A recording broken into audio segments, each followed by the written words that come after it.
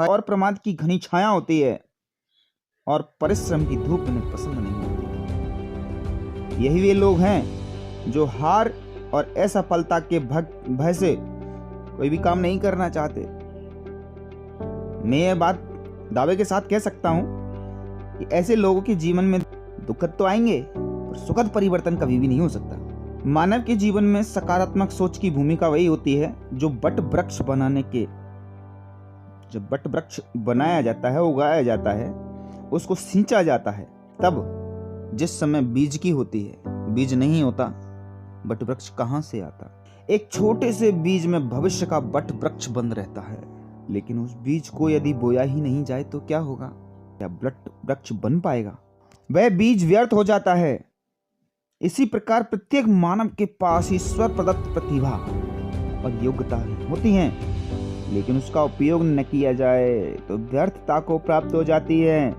इसीलिए सफलता प्राप्ति का प्रथम मूल मंत्र यही है, अपनी सोच को उन्नत बनाएं और स्वयं पर विश्वास करना सीखें। सोच का करिश्मा आपको तभी नजर आएगा जब आप सतत परिश्रम करेंगे और अपने लक्ष्यों का निर्धारण सावधानी पूर्वक करेंगे। अपने अंतर मन से अर्थात अपने विवेक से यह बात करना सीख जाए। आपका विवेक एक सच्चे गुरु की भांति लक्ष्य निर्धारित करने में आपकी सहायता करेगा। भटकाव से बचाती है। काफी सोचने के बाद भी उन्हें उसका संतोषप्रद उत्तर नहीं मिला। तब उन्होंने अपने अगले दिन दरबार में यह प्रश्न उठाया और वहां उपस्थित सभी ज्ञानी जनों से अपनी अपनी सोच के लिए उत्तर दिए। सभी ने अपने अपने मतानुसार उत्तर दिए, किंतु राजा जनक संतुष्ट नहीं हुए। फिर ये याज्ञवल्लभ तो थे, विद्वान थे, प्रकांड आए और बोले, ऐसी ज्योति तो सूर्य की ही हो सकती है। जनक ने प्रश्न कर दिया, यदि सूर्यास्त हो जाए तो?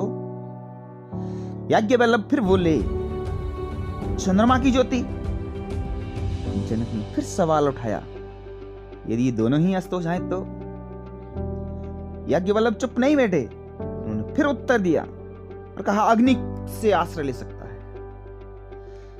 जनक ने जिज्ञासा व्यक्त की, यदि अग्नि भी शांत हो जाए तो? याज्ञवल्लभ फिर चुप नहीं बैठे, फिर जवाब तैयार था। वाक द्वारा या एक दूसरे को आवाज लगा करके उस ज्योति को निरंतर बनाया रख सकता है। राजा जनक फिर ने प्रश्न उठाया, यदि कोई मायावी शक्ति वाक शांत कर दे तो? इस प्रश्न के उत्तर में याज्ञवल्लभ बोले, ध्यान से सुनना, बस उत्तर यहीं छिपा है।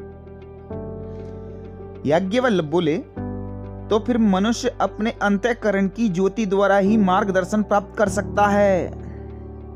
क्या बोले? तो फिर मनुष्य अपने अंतर मन की ज्योति द्वारा ही मार्गदर्शन प्राप्त कर सकता है।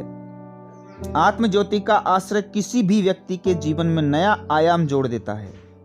राजा जनक को अपने प्रश्न का उत्तर मिल गया और वो प्रसन्न हुए। भावार्थ यह था कि अंतःकरण की ज्योति ही हमें पहले गुरु और फिर गोविंद से परिचित कराती है।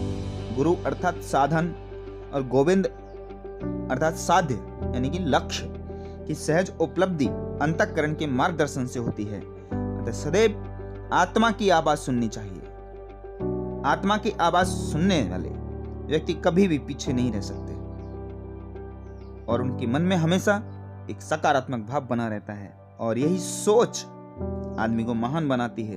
ये जो कहानी आपने सुनी है, ये कहानी आपको सिखाती है कि अपनी शक्तियों को पहचानने में आपका विवेक आपका साथ देगा। आप अपने लिए सार्थक लक्ष्य निर्धारित कर सकेंगे, लेकिन यह भी ध्यान रखें, लक्ष्य की ओर बढ़ते समय जीवन में कई बार असफलताओं का सामना भी करना पड़ेगा। असफलताओं से निराशा नहीं होनी चाहिए, क्योंकि लक्ष्य तक पहुंचने में असफलताएं सीढ़ियों का कार्य करती हैं। प्रत्येक असफलता यह बताती है कि आपके प्रयासों में ही कोई कमी रह गई थी। तो सुनते रहिए ऐसा ही मोटिवेशनल वीडियो आपके अपने YouTube चैनल कीप मोटिवेशन 24/14 पर, और सब्सक्राइब कर लेना ताकि मेरी हर मोटिवेशनल वीडियो आपको प्रेरित करने के लिए सबसे पहले आपके पास पहुंचे। धन्यवाद।